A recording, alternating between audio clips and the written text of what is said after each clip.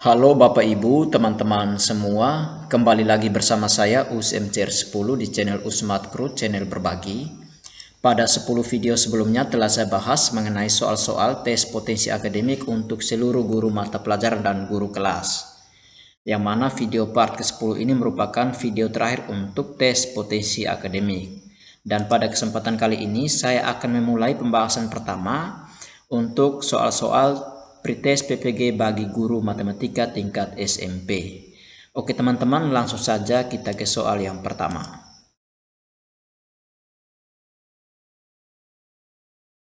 Sebuah drum minyak berbentuk tabung dengan ukuran tinggi sama dengan garis tengah lingkaran alas, yaitu 28 cm.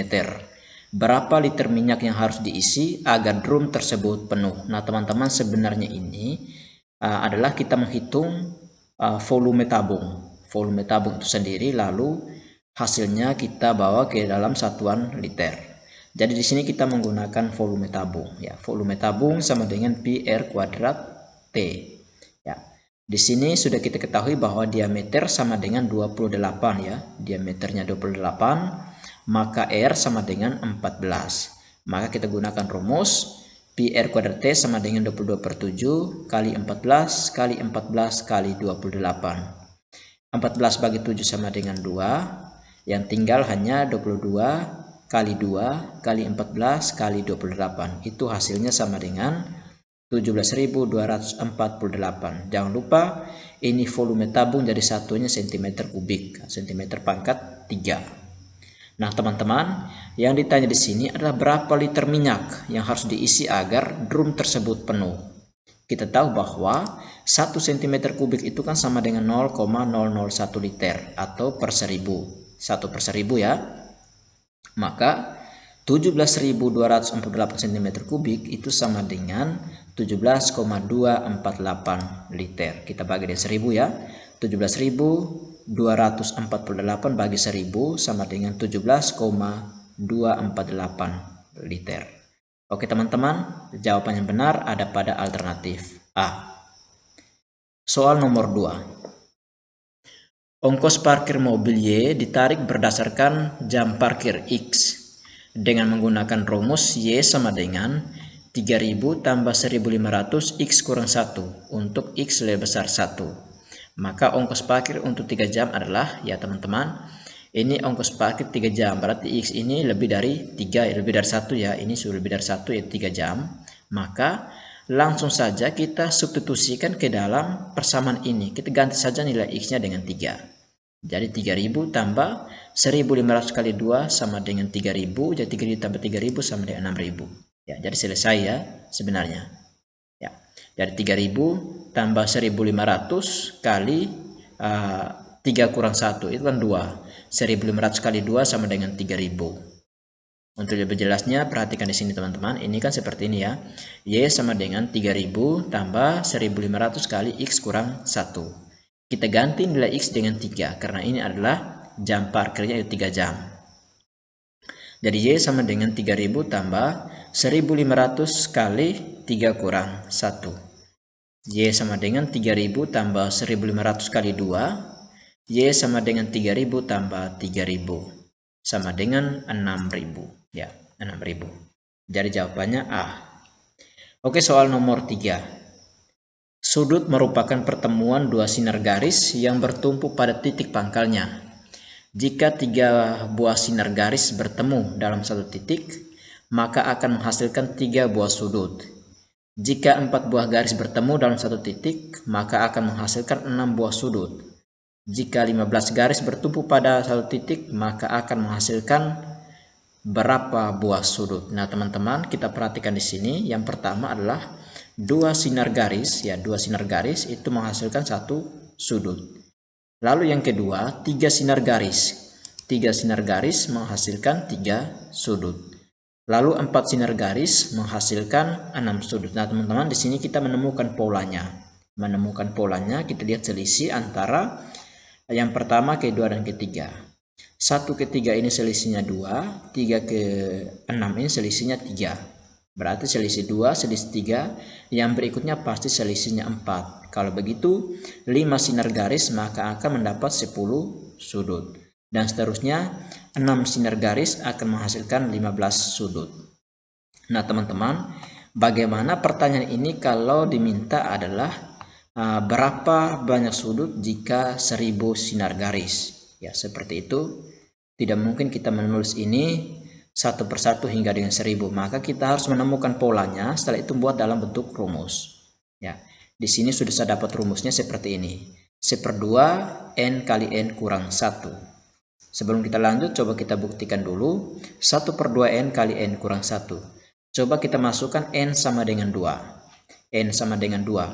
2 kali 2 kurang 1, 2 ya. 2 bagi 2 sama dengan 1, betul. Lalu N-nya 3. 3 kali 2, 6. 6 bagi 2 sama dengan 3. Kalau N-nya 4. 4 kali 3, 12 bagi 2 sama dengan 6. Kalau N-nya 5. 5 kali 4, 20 bagi 2 sama dengan 10. Dan seterusnya ya teman-teman. Jadi rumus ini sudah pas. Nah sekarang kita ke pertanyaannya. 15 garis ya. 15 garis bertumpu pada satu titik. Berarti N-nya sama dengan 15. 1/2 kali 15 kali 15 kurang 1. 1/2 kali 15 kali 14. 1/2 kali 15 kali 14 itu kan sama dengan 210/2 ya. 1 kali 15 kali 15, 210 bagi 2 sama dengan 105. Jadi jawabannya ada pada alternatif C. Oke, soal nomor 4. Sebuah kardus berbentuk balok mempunyai panjang 12 cm, lebar 9 cm, dan diagonal ruang kardus 17 cm.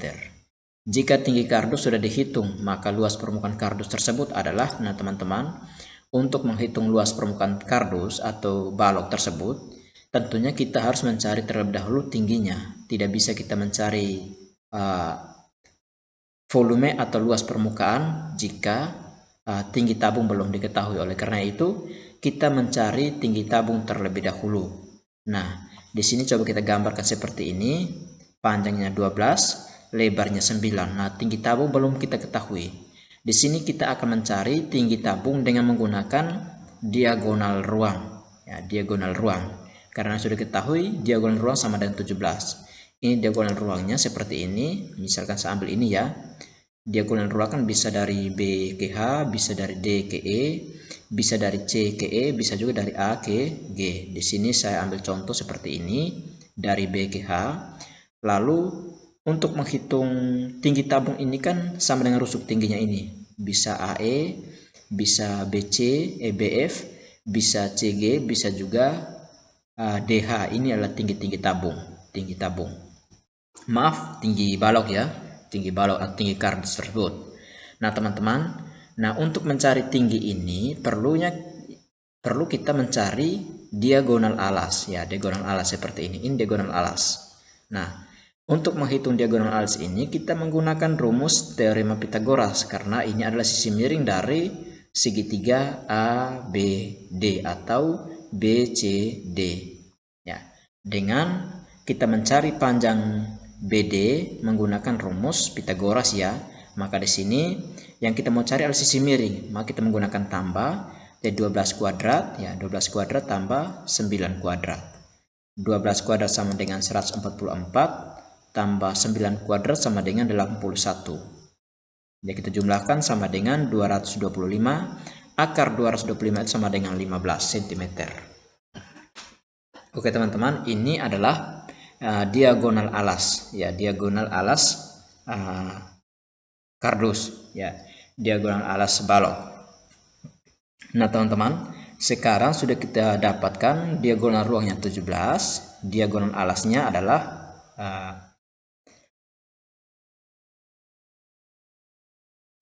15. Nah sekarang kita mencari tinggi tabung ya, maaf tinggi kardus ya, tabung terus nih, salah lagi. Tinggi kardus ya, tinggi kardus kan ini DH. Maka dengan menggunakan rumus Pitagoras kita peroleh DH sama dengan 17 kuadrat kurang 15 kuadrat karena yang dicari adalah sisi tegaknya ini. 17 kuadrat kurang 15 kuadrat. 17 kuadrat sama dengan 289. 15 kuadrat sama dengan 225. Nah, kita kurangkan sama dengan 64. Akar 64 sama dengan 8 cm. Maka tinggi kardus sama dengan 8 cm. Nah, yang berikut kita menghitung luas permukaan kardus tersebut. Berapakah luas permukaannya? Kita hitung menggunakan rumus luas permukaan balok sama dengan 2 kali panjang kali lebar tambah panjang kali tinggi kali lebar kali tinggi. Kita masukkan angka-angkanya 2 kali 12 kali 9, lalu 12 kali 8 dan 9 kali 8. Kita hitung 12 kali 9 sama dengan 108. 12 kali 8 sama dengan 96 dan 9 kali 8 sama dengan 72. Kita jumlahkan seluruhnya 2 kali 276 sama dengan 522. Ya, jadi jawabannya ada pada alternatif D. Oh ya teman-teman, ini satunya cm kuadrat ya, karena ini adalah luas permukaan. Kalau volume maka cm pangkat 3. Oke, soal nomor 5. Sebuah jajar genjang PQRS mempunyai sifat-sifat yang berhadapan sejajar dan sama panjang. Dapat dibentuk dari 4 buah titik dengan koordinat P min 3,2, Q 0,4, R 4,4. Maka koordinat titik S adalah, nah teman-teman ini kita gambar saja seperti ini ya. Kita gambar misalnya ini koordinat kartesius. Yang pertama titik P itu ada di sini ya, 3, min 3,2. Min 3x, 2-nya y, min 3,2. Lalu titik yang satunya adalah titik Q, yaitu 0,4. 0,4, maka titiknya ada di sini, 0,4. Lalu yang berikut titik R itu 4,4. 4 ini 4x, 4y, maka ada di sini. Nah teman-teman, misalkan ini P, Q, R ya, kita mencari titik S-nya itu berapa ya, berapa titik S-nya ini. Tipsnya teman-teman, intinya di sini teman-teman, dia ada di sebelah kanan sini, maka yang jelas alternatif A, B, C itu sudah salah, pasti D. Tapi coba kita buktikan dulu apakah benar D atau tidak.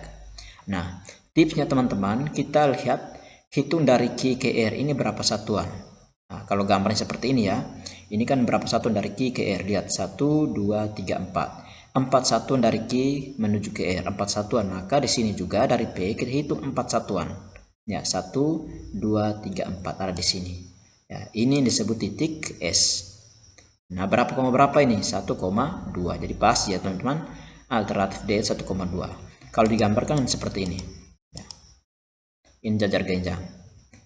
Jawaban tepat ada pada alternatif D.